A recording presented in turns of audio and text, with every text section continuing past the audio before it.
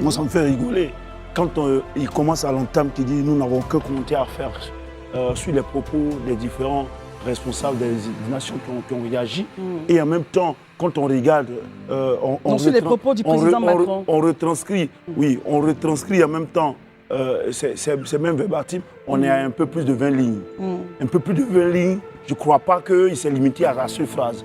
Il a pris le temps, dans son style à lui, le ministre de la Communication, porte-parole du gouvernement, dans son style à lui, de dire qu'il n'est pas concerné, mais il avait envie de réagir. Et il a réagi.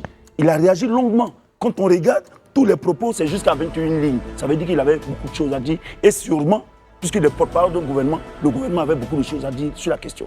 Donc je dis, encore une fois, même au Sénégal, ce n'est pas le président Diomaye Faye lui-même qui a parlé, c'est le Sénégal qui a parlé à travers son Premier ministre.